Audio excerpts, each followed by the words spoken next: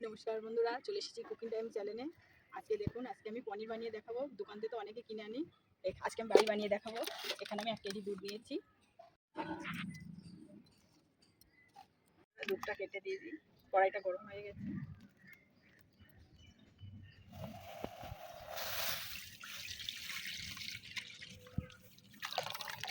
ছানা কেটে নেবো।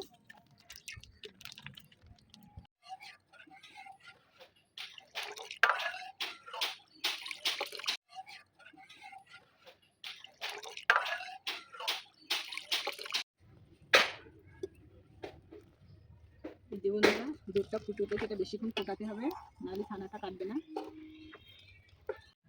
এই যে বন্ধুরা, দুধটা ফুটে গেছে। আমি এখানে ভিনিগার দেবো, আপনারা চাইলে লেবুর রসও দিতে পারেন। আমি এখানে 2 মুঠি ভিনিগার দেবো ছানা কাটার জন্য।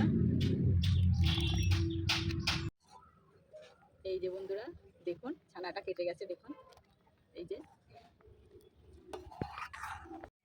একটা পাতলা কাপড়িতে আমি ছেঁকে নেবো ছানাটা।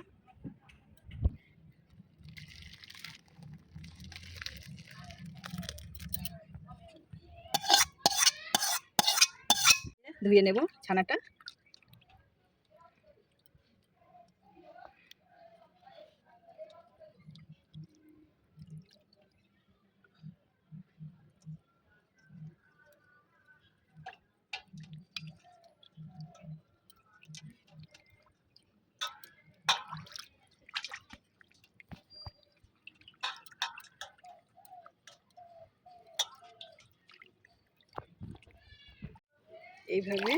এইভাবে জলটা চেপে নেব।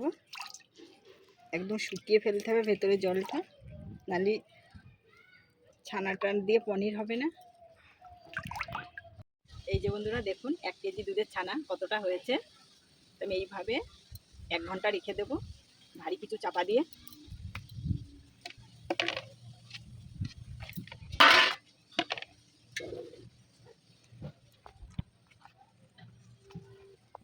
আমি এখানে নোড়া চাপা দেবো।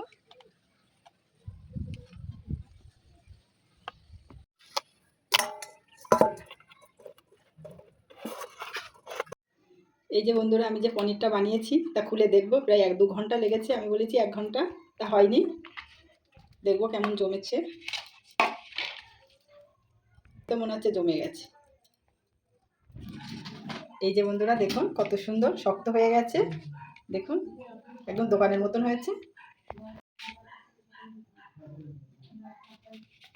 এই যে দেখুন, কত সুন্দর হয়েছে।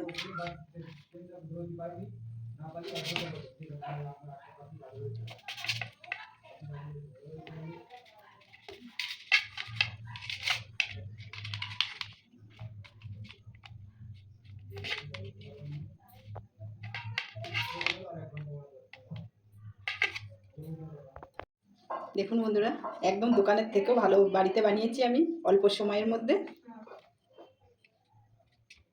আমার পনির ভিডিওটি যদি ভালো লাগে তাহলে শেয়ার করবে, লাইক করবে, সাবস্ক্রাইব করবে, আর জানাবে আমি বাড়িতে বানানো পনির কেমন হয়েছে।